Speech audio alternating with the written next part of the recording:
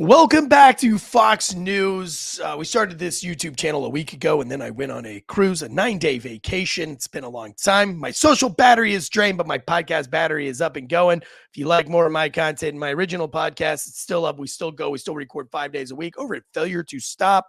Also, check out other shows on our network like Anti-Hero Podcast, Two Cops, One Donut, Donut Shop Podcast, and everything on Failure to Stop podcast. But I got off of the boat. And I felt like maybe I was in the Twilight Zone because I had learned as I got off of the boat that The Rock had some really nice things to say about Donald Trump, but not only The Rock had nice things to say about Donald Trump, but Logan Paul, Hulk Hogan, Elton John, all of this coming out at the same time. And why this is so shocking and why I feel like it's breaking news is because I remember a time not too long ago when you didn't really want to mention that you were a Trump supporter or a Trump fan. Josh, am I crazy? Do you remember a time when celebrities, where it was a no-no in Hollywood to voice your opinion, a positive opinion about Trump? Do you remember that? I think the cool thing to do back then was to pose with severed heads of the president, because that's what Kathy Griffith did and nothing ever happened. Or taking things over to Donald Trump's Walk of Fame, the star, and putting poo and pee and all kinds of other things that you want to do to deface that. So it's kind of really, it's a weird time to see these people, the one side of things that were just so vehemently against it, to turn around and go, well, maybe we need to pump the brakes on that. Well, it's funny that you mentioned that because at a time when somebody once was hated and is now with love, we also have Dick Cheney coming back and endorsing Kamala Harris. And not only is Dick Cheney endorsing Kamala Harris, but she's accepted his endorsement, which is just absolutely bonkers. Does the hypocrisy know no boundaries? Is there no boundaries at all with this? Because if you remember, now listen, I don't know if I'm in an alternate universe. Did I go to the Bahamas and come back to an alternate universe? Did I sail through the Bermuda Triangle somehow? Did we veer off course, go through the Bermuda Triangle and transcend into an alternate reality? Because I remember a day and time when Dick Cheney was the most hated vice president of all time. And he's also been accredited as being one of the most powerful vice presidents of all time. And he has a rap sheet that the Democrats and the liberals absolutely loathe and hate. And I can't remember one thing that Dick Cheney did that the left was like, hey, good job, Dick. Good job. So that's crazy. We'll get into it. I want to stick here with The Rock, though. My title for this is, did The Rock really just endorse Trump? Now, that is hyperbolic. It is, because he didn't exactly endorse Trump. And he has some motives here. And that's why Fox News exists. Because I'm going to tell you the agenda behind everything. We're not just trying to be the news and trying to be it first. I'm trying to give you news almost objectively.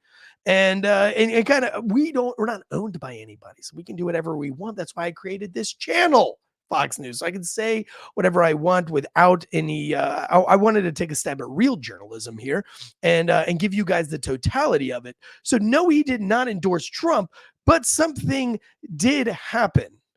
He did say some very kind and friendly things, and he has been doing it, but why?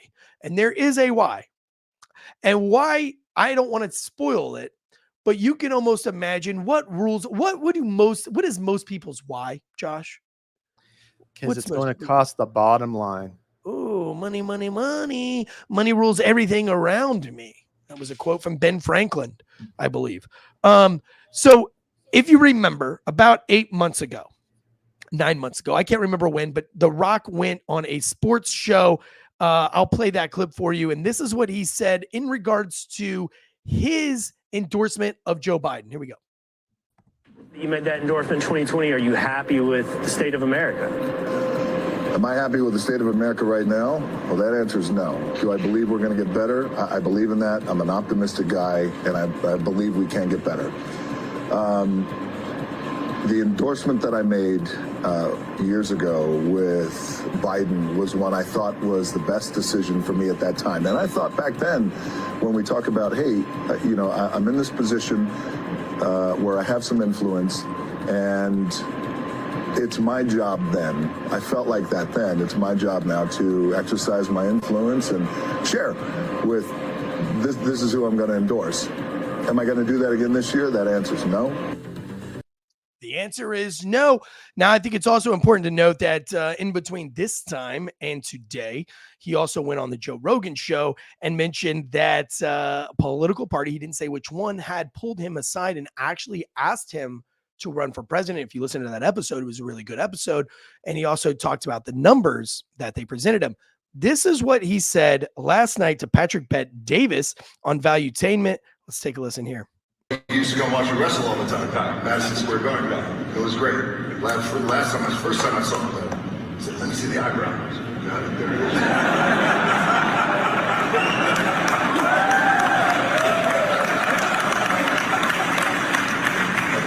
That's cool. So he was a fan. He watched you as a fan. Oh, yes. Yeah, that's cool. He used to come to Madison Square Garden all the time. Big sports. Whether you love Donald, you don't love Donald, it doesn't matter. But tried to assassinate him. There's no room for that.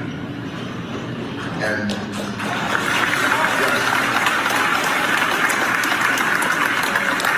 despite it being who we were in that moment, I still believe in my core that is not who we are as a country. I think it is absolutely insane to see The Rock Johnson, after coming out and saying he was wrong to endorse Joe Biden, almost admitting that he was maybe wrong about using his influence to influence others on who they should politically vote for, only to turn around and say really nice things about Donald Trump and calling his assassination attempt out. They tried to assassinate him. They referring to, who do you think he means by they tried to assassinate him, Josh? He didn't say he tried to assassinate him. He said they. Who's they? Who's they? I have a good reason. I have a quote that will exactly amplify why The Rock may be kind of taking some steps back. Okay. Quote, I am very motivated to help continue globally expand our TKO, WWE, and UFC business as the worldwide leaders in sports entertainment, while proudly representing so many phenomenal athletes and performers who show up every day, putting in the hard work on their own two hands and make their dreams come true and deliver to our audiences. I've been there, I'm still there, and this is for me. TKO Group, last year in 2023, their revenue, $1.67 billion. Yeah. That would be a good reason to shut up, because if you start affecting that dollar, money's going away and people get very upset very quickly. He within this last year, he did become the board, a member of the board of directors for the UFC and the WWE. And I'm pretty sure, correct me if I'm wrong, I'm not a huge sports guy. I do love the UFC though, and I used to enjoy WWE when I was a much younger TNZ, but I'm pretty sure that's a conservative crowd. So yeah. And then how did it work out for The Rock when he went live with Oprah about the whole, did that work out for him teaming up with Oprah? Was that good publicity for him? Yeah. The whole Maui burned and the people of Maui got $700. And this guy who works for a company, represents on the board of the directors of $1.67 billion. He's asking you to give more money of your dollars, because he's definitely not a millionaire. He couldn't donate billions and millions of dollars himself, but he wants you to donate to this tragedy. There you have it. There you have it. Money rules everything. So I don't know if this is a Trump endorsement. I know that the right is jumping on this and everybody's really excited about it, but just know that this is it could be influenced by the bottom dollar, especially him now sitting on the board of directors for the UFC and the WWE. Here's something else that's interesting, because Logan Paul, not too far detached from WWE and the UFC both, right? Because he's competing in both sports, in his hand in boxing. He's really close to all these things. And of course, Hulk Hogan, probably one of the godfathers of WWE. This was what he had to say this week on their podcast. Here we go. Where the Trump Act, because I was afraid of what might happen or whatever. After they took that shot at him and tried to kill him, I said that was it. I thought this assassination survival was also one of the most badass things, if not the most badass thing I've ever seen in my life. I got some comments myself, like, you switched up. What about the comments you made about Trump back in 2020? And I'm like, is it okay to change? Or like, what if I change my mind? Is that cool with you? Or am I like solidified in your mind to just be this one thing? Wow, it's very interesting. And then also mainstream media giving some coverage to this whole Taylor Swift, Brittany Mahomes hug at the US Open. If you haven't been following society and culture news, which we do on the Failure Stop podcast every Monday night, Brittany Mahomes liked a tweet or an Instagram post or a social media post of some kind from Donald Trump, and got some backlash for liking it and supporting Donald Trump. And then Taylor Swift hugging her at the US Open had some Taylor Swift fans being like, why are you hugging her? It's just caused some backlash, some drama, which I don't think Taylor Swift necessarily cares. I don't think Taylor Swift is the type of person that's not going to give you a hug just because you liked a post from Donald Trump or you support Donald Trump in any way. I don't think that's her style. At least I hope that's not her style. That would be very shallow. And I think that we all kind of are past that. We're all kind of, a matter of fact, I want to say that Brittany even says that. Let me go down to this quote. This is from Fox News. Let me see if I can go this. She says,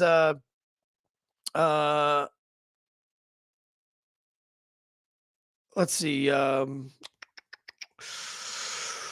Swift and Kelsey and the Mahomes family were among the celebrities in the building for the event. Kelsey is fresh off the Chiefs' opening night victory in the Baltimore Ravens. The two flew back to New York.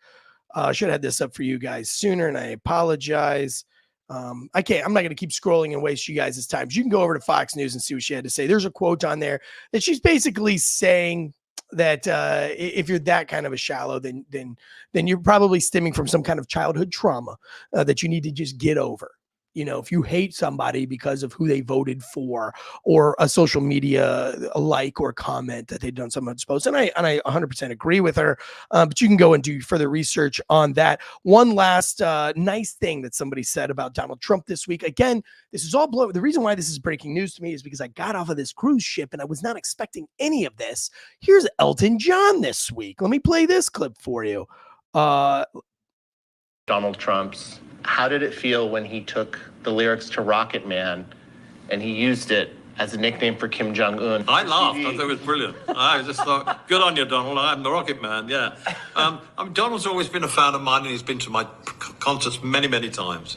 So, I've always been friendly towards him and I thank him for his support. Yeah, when he did that, I just thought it was hilarious. It made me laugh. This is a much different tone from Elton John than the tone he had a few months ago when he was getting the humanitarian medal from Joe Biden. Remember when Joe Biden did this like weird, like behind him, like a weird Catholic, I don't know what that was. I still don't know what that was. But a much different tone in Elton John talking about Donald Trump. Again, not an endorsement, but definitely nothing. It's definitely not negative there. By the way, that interview was from the Variety, and I don't think that's what they thought was going to be said by Elton John. I think they set that up as to be some kind of like a softball for him to just crush Donald Trump, like an orange man's face that they just kind of throw up there, and Elton John can take a bat and just crush that by send that thing into outer space. It's not exactly what happened. Also tonight, big news is the debates, 9:30 Eastern Standard Time, hosted by World News Tonight's David Muir and ABC News Live's Lindsay Davis.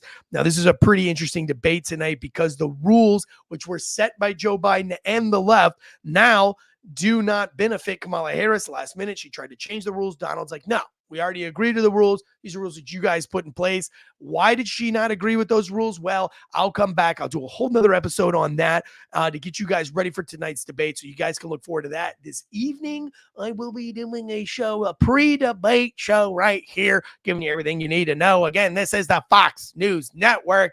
So, hey, listen, if you want to help us out, all you Fockers, you Fox Newsers, hit that subscribe button, hit the like button, share it with a friend. Updated news daily, news that you can actually trust, unbiased, objective news that is actually sourced. We give you receipts, not only our opinion, but receipts. And we're not trying to drive you into voting for anybody in particular. Look, we're just going to cover things as they come in, break it all down, and give you the truth behind all of it. But real quick, before we sign out of here, Dick Cheney, isn't he the guy that shot somebody in the face? I shot him in the chest, and then they didn't say anything about it for like 24 hours, and then it came out. Then it was an accident. Then it wasn't an accident, and then nothing ever happened with it. Very interesting. And then also, what else did Dick Cheney do? He's the TSA guy. He's the guy that strong-armed Bush into, well, listen, I don't know if he strong-armed him, but he was definitely influential in the getting the weapons of mass destruction that never existed in Iraq, also setting up the FBI surveillance where we surveilled on our own. Also, if you remember all the torture and all the crazy stuff that was going on, and probably one of the, it almost goes to show you that the industrial military complex is absolutely backing Kamala Harris. And I think that's what the most important thing to take out of Dick Cheney supporting and endorsing Kamala Harris and her accepting his endorsement is that the industrial military complex is real and they support the Harris-Walz administration. You want the names? Yeah. Is there more? There's more. I can give you all the names real quick before we get out of here. So That's why this is kind of all time. Go ahead. this is kind of funny. So we got Dick Cheney, Mike Pence, John Bolton. We have an entire Wikipedia page dedicated to the amount of people that are opposing Donald Trump for the 2024 election. I'm still scrolling. As I'm talking, I'm still scrolling. We're still scrolling, still scrolling, still scrolling, still scrolling, still scrolling. Is this what Donald Trump referred to as the swamp? So these are all the people that oppose Donald Trump. Now, we like to show both sides of the coin. Here's all the people that oppose Joe Biden. Then there's all your sources. But when you search all the people that oppose Kamala Harris, nothing comes up. Oh, absolutely nothing. So, yeah, there's that.